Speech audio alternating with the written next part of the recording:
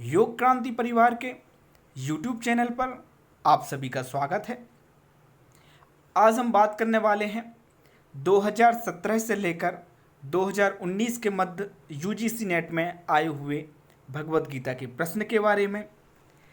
आप सभी को मालूम ही होगा कि 2017 में UGC नेट में योग को शामिल किया गया था। उससे पहले UGC नेट में योग शामिल नहीं था और पहले जो है 2017 एवं 18 में 2 पेपर होते थे सब्जेक्ट के। अब जो है सब्जेक्ट का सिर्फ एक पेपर होता है, यह भी आपको मालूम होना चाहिए।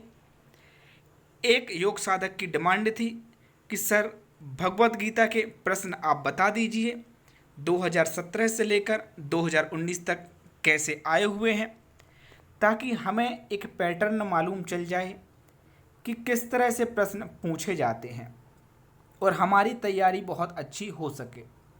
वैसे 2017 एवं 18 के प्रश्न एवं उत्तर हमने व्हाट्सएप ग्रुप पर डाले हुए थे।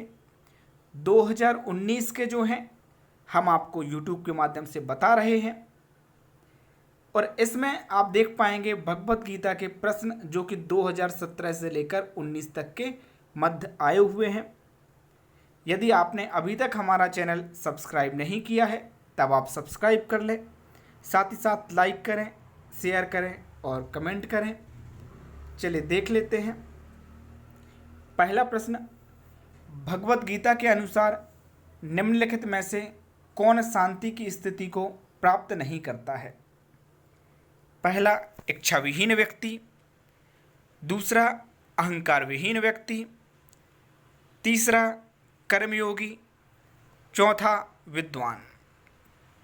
यह प्रश्न जनवरी 2017 में पेपर 3 में आया हुआ था। जैसा कि मैंने बताया अभी कि 2017 एवं 18 में सब्जेक्ट के 2 पेपर होते थे, तो यह प्रश्न पेपर 3 में आया था। आंसर एवं प्रश्न मैंने अभी आपको बताया था कि मैं आप सभी को अवेलेबल करवा चुका हूं व्हाट्सएप ग्रुप के माध्यम से और 2019 के यूट्यूब पर डले हैं। आप चाहें तो प्लेलिस्ट से देख लीजिए आंसर। और अभी आपको कोशिश करना है कमेंट बॉक्स में आंसर लिखने की और अपनी योग्यता को जांचना है। अगला प्रश्न, भगवत गीता के अनुसार निम्नलिखित तत्वों को क्रम में व्यवस्थित कीजिए। पहला, क्रोध। दूसरा, इंद्रिय विषयों में लिप्तता। थर्ड, आसक्ति। फोर्थ, काम। यहाँ पर आपको सही उत्तर देने के लिए निम्नलिखित कूटों का उपयोग करना है। यह प्रश्न जनवरी 2017 में पेपर 2 में पूछा गया था। यदि आपको भगवत गीता से संबंधित कोई प्रॉब्लम है, यदि आप भगवत गीता का प्रश्न संग्रह लेना चाहते हैं, तब आप हमारे व्हाट्सएप नंबर पर मैसेज कर सकते हैं। सिर्फ और सिर्फ 10 रुपये में हम आपको भगवत गीता प्रश्न संग्रह उपलब्ध करवा रहे हैं। अगला प्रश्न है, भगवत गीता के श्लोक में शमत्वम योग उच्यते का वर्णन है। पहला, 3 अध्याय के 48वें श्लोक में। दूसरे अध्याय के 50वें श्लोक में। तीसरे अध्याय के 50वें श्लोक में। दूसरे अध्याय के 48वें श्लोक में। यह प्रश्न नवंबर 2017 में पेपर 3 में आया हुआ था। आपको अपना उत्तर नीचे कमेंट बॉक्स में लिखना है और अपनी योग्यता की जांच करना है। आंसर की हम आपको कुछ दिन बाद फिर से अवेलेबल करा देंगे, कोई प्रॉब्लम नहीं। अगला प्रश्न, योगा कर्मसु कौशलम का सही अर्थ है। पहला, चतुराई युक्त कर्म। दूसरा, निष्काम कर्म। थर्ड, कौशलपूर्ण कर्म। फोर्थ, परिपूर्ण कर्म। यह प्रश्न नवंबर 2017 के पेपर 3 में आया हुआ था। आपको इसका उत्तर भी नीचे कमेंट बॉक्स में लिखना है और अपनी जांच करना है कि यदि आपने इससे पहले प्रश्न में पार्टिसिपेट किया होता या आपने UGC नेट में पार्टिसिपेट किया होता, तब आप कितने नंबर ला सकते थे। यह तो सिर्फ भगवत गीता के प्रश्न के बारे में बात कर रहे हैं। यदि आप इंटरेस्ट दिखाएंगे तो मैं बाकी भी आपको अवेलेबल करवा दूंगा। हठ प्रदीप का, घेरन संहिता, उपनिषद, शिव संहिता, गोरक्ष संहिता, योग बीज, सारे के सारे आपको इसी तरह से अवेलेबल करवा दूंगा।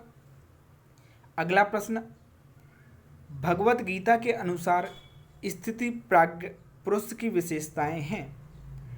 ए, सामाजिक कार्यों में लिप्तता, बी, राग द्वेष रहित, सी, इंद्रिय विषयों से विमुखता, डी, सुख की इच्छा। कूट के अनुसार सही संयोजन चुनें। ए और बी सही है, दूसरा सी और डी सही है, थर्ड बी और सी सही है, फोर्थ बी और डी सही है। यह प्रश्न नवंबर 2017 के पेपर 3 में आया हुआ था। अगला प्रश्न, भगवत गीता के अनुसार किस प्रकार के कर्म बंधन के कारण नहीं है। ए, सामाजिक कर्म, बी, निष्काम कर्म, सी, ईश्वर को अर्पित कर्म, डी, सकाम कर्म। आपको कूट के माध्यम से सही आंसर चुनना था। ए और डी सही है, दूसरा बी और सी सही है, थर्ड सी और डी सही है, फोर्थ ए और बी सही है।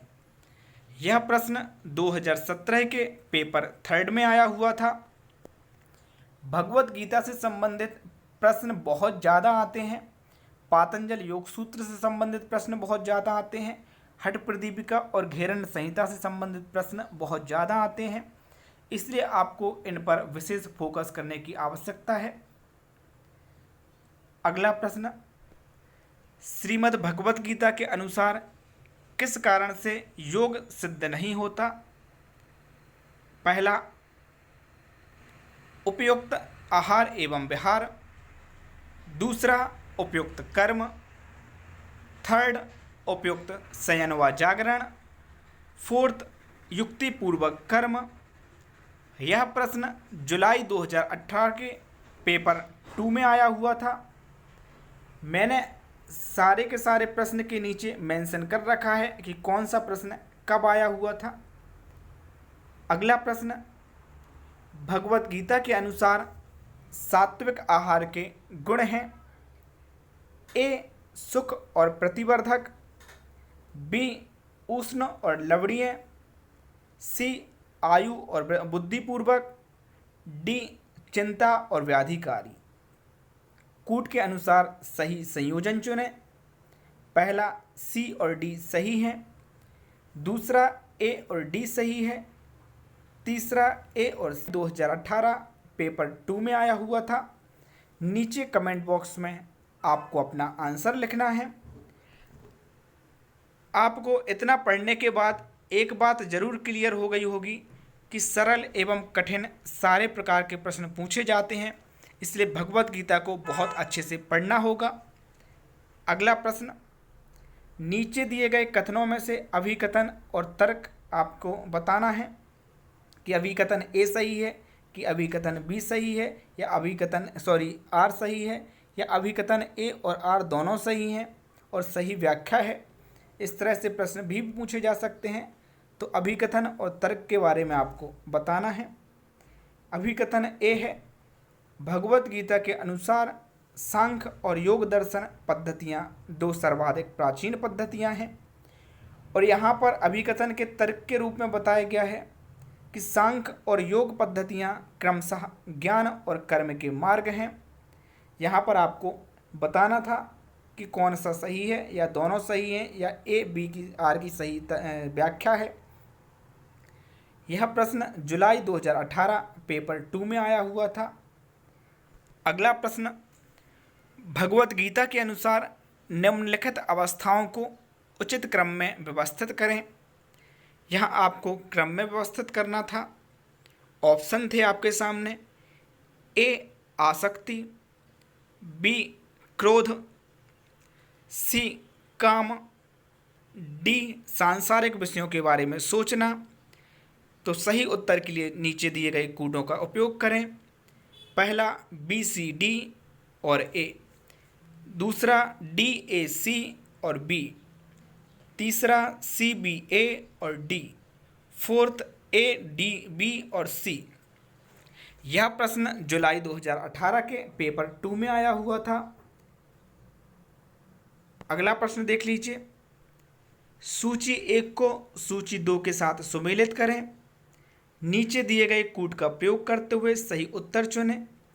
एक हिसाब से अगर हम कहें तो यहाँ पर आपको जोड़ी जो है वो मिलानी थी। समत्वम योग उच्यते, योग चित्तवृत्ति निरोधा, योग कर्मसु कौशलम और दुख संयोग वियोगम संगित्यम। यह जो आपको दिखाई दे रहे हैं ये आपके कौन से श्लोक में हैं, गीता में कौन से श्लोक में या कौन से अध्याय में बताए गए हैं, यह आपको बताना था। यह प्रश्न 2018 के पेपर 2 में आया हुआ था। भगवत गीता से संबंधित प्रश्न आपको नॉर्मल भी पूछे गए हैं, कूट से संबंधित भी पूछे गए हैं, अभिकथन के रूप में भी पूछे गए हैं और सूची 1 और सूची 2 के मिलान के रूप में भी पूछे गए हैं। मतलब सभी तरह से पूछे जा सकते हैं।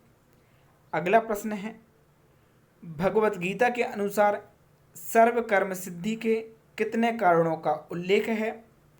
पहला 8, दूसरा 6, तीसरा 5, चौथा 3।